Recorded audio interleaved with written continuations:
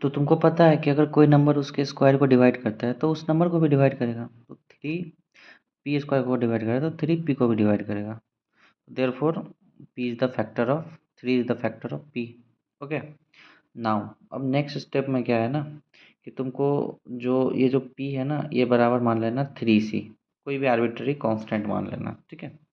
तो नेक्स्ट मैं क्या करता हूँ, पुट करता हूँ क्यू स्क्वायर इक्वल टू में क्या हो जाएगा 3c का स्क्वायर अपॉन में 3। ये हो जाएगा क्यू स्क्वायर, ये हो जाएगा 3 का स्क्वायर 9, सी स्क्वायर अपॉन में 3, ये कट जाएगा, ये आएगा 3। तो अब यहाँ से क्या होगा ना अब मैं यहाँ पे लिख सकता हूँ सी स्क्वायर इक्वल टू में क्यू स्क्वायर अपॉन में 3, क्यू स्क्वायर अपॉन में 3 लिख सकता हूँ क्या। तो तुम देख रहे हो अब जो 3 है क्यू स्क्वायर को डिवाइड कर रहा है, इट मीन्स 3 जो है वो डिवाइड करेगा किसको, क्यू को भी। Therefore 3 is the common factor of Q also. तो यहाँ पे देखो 3 जो है कॉमन फैक्टर p का भी है और 3 जो है कॉमन फैक्टर q का भी है। लेकिन हम लोग क्या देखे थे कि ये जो p और q है को प्राइम नंबर है तो कॉमन फैक्टर तो 1 ही होना चाहिए था, बट यहाँ पे 3 भी कॉमन फैक्टर हो गया दोनों का। तो ये हमारा कॉन्ट्राडिक्शन अराइज हो गया। और ये कॉन्ट्राडिक्शन कब अराइज हुआ, जब हम लोग इस √3 को क्या माने थे, रैशनल माने थे। Therefore it is an irrational number. समझ में आया। यहाँ से लेके यहाँ तक एक लाइन है, पूरा भाषण है, उसको रट लो, जो करना है कर लो, इतना तो कर लो यार।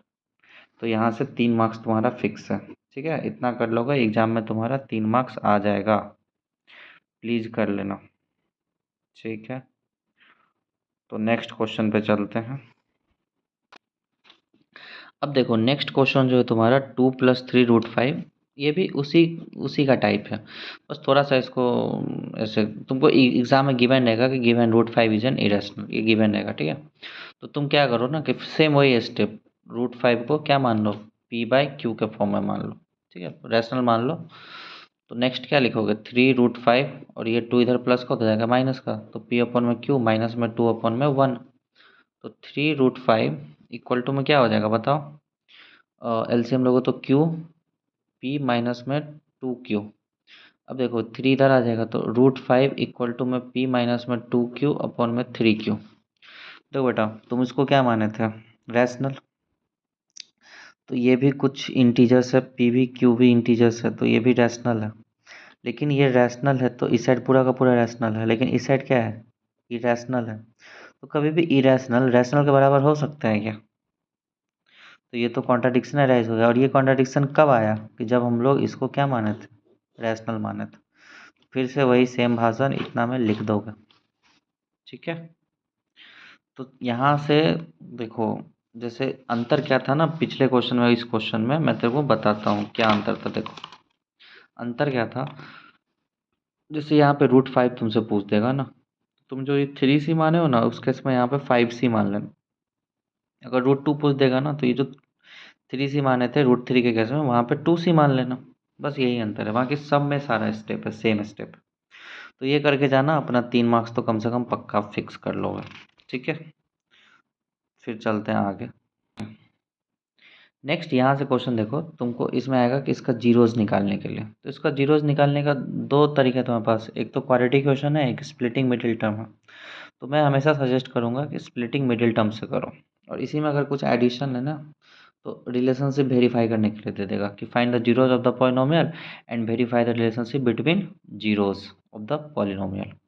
लाइक तुम लोग पढ़े होगा ना अल्फा प्लस बीटा माइनस का b/a होता है, और अल्फा इंटू बीटा क्या होता है बेटा c/a।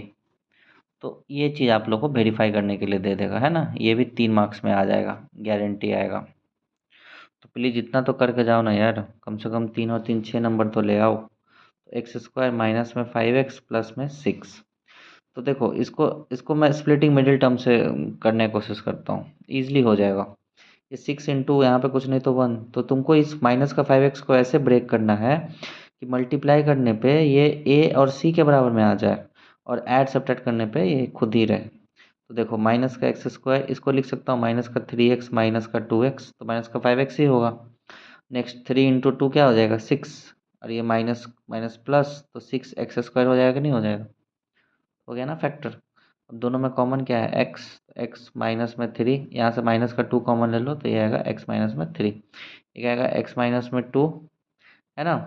और एक आएगा x माइनस में 3। अब जीरोस निकालना है तो जीरो के इक्वल में रख दो।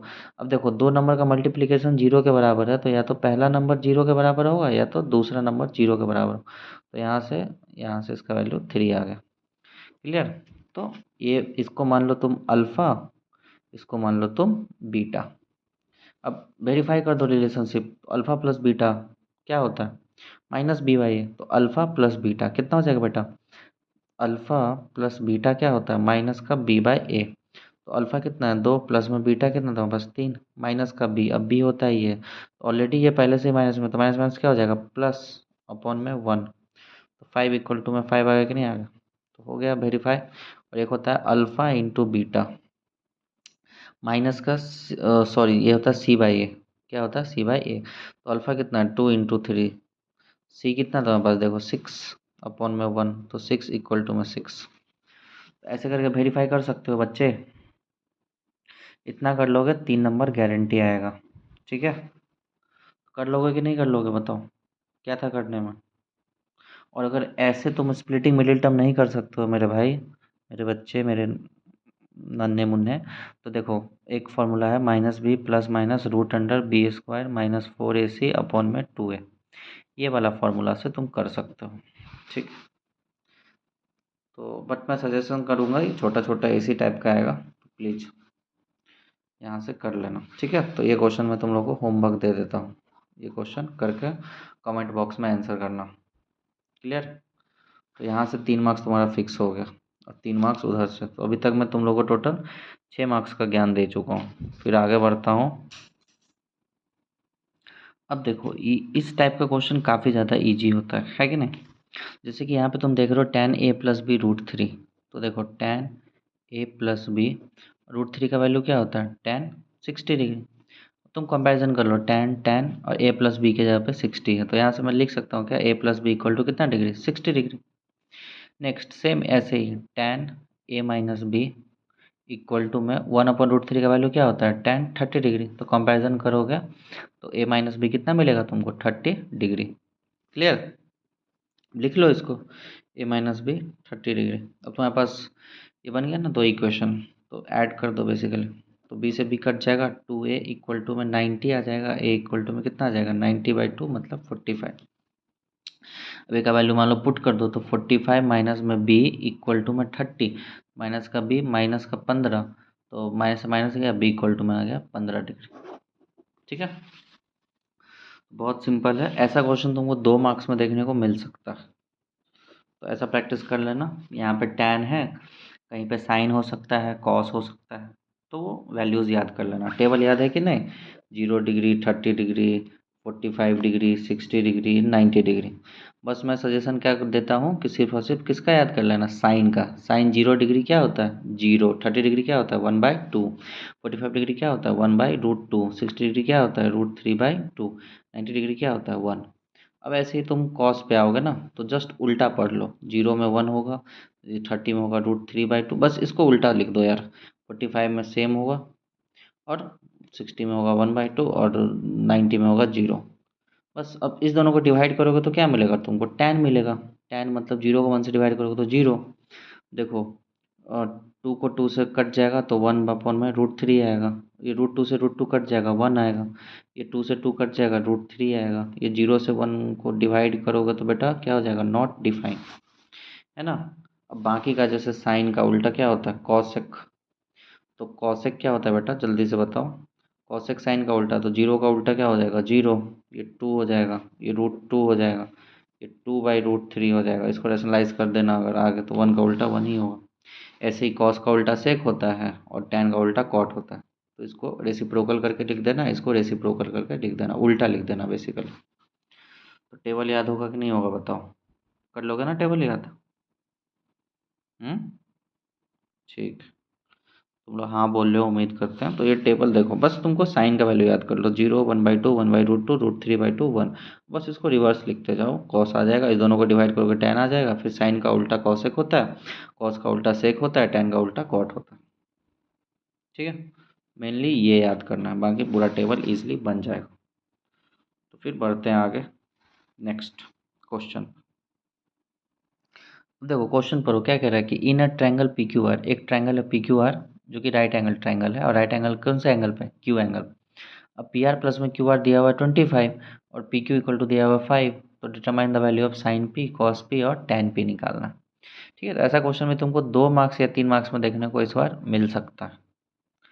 तो देख लो यार, कुछ ज़्यादा टफ नहीं है, एकदम ईजी क्वेश्चन है। तो सबसे पहले एक राइट एंगल ट्रायंगल बना लो, है ना। देखो मैं अपने बारे में बता दूं, मैं सीबीएसई क्लास 10 में पिछले 3-4 सालों से पढ़ा रहा हूँ, और करीब करीब हर एक ईयर का प्रीवियस ईयर कर चुका हूँ, तो एक एक्सपीरियंस हो जाता है पढ़ाते पढ़ाते। तो ये मैं अपने एक्सपीरियंस के बेसिस पे बोल रहा हूँ कि इस बार का पेपर ऐसा रहेगा। तो तुम लोग ऐसा ही नहीं कि इसको ब्लाइंडली फोकस करो, या मतलब कर सकते हो, ऐसा कुछ नहीं। ठीक है, इसी टाइप का आएगा। अब डाटा भी एग्जैक्टली सेम आ जाए वो तो ज़रूरी नहीं है, बट कॉन्सेप्ट तुम्हारा कहीं नहीं जाने वाला। तो बेसिकली कॉन्सेप्ट पे ज़्यादा ध्यान दो, maths is all about concept, तो मैथ्स को रट नहीं सकते हो, है ना। तो देखो एक ट्रायंगल है पी क्यू और राइट एंगल एट क्यू, ये जो क्यू है ना इस पे राइट एंगल होगा, तो मान लो ये पी होगा, ये आर होगा, है ना। तो Q P R, okay, right angle at Q.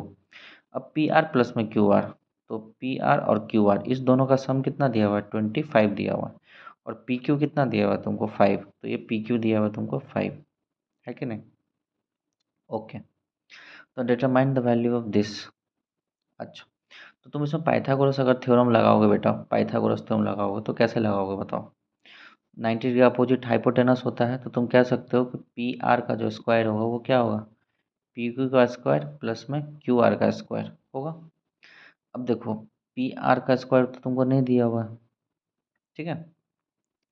तो तुम पी आर का तो वैल्यू यहाँ से निकालो ना, यहाँ से तुम पी आर का अगर वैल्यू निकालोगे तो क्या निकालोगे, ये 25 माइनस में क्यू आर होगा कि नहीं होगा बताओ।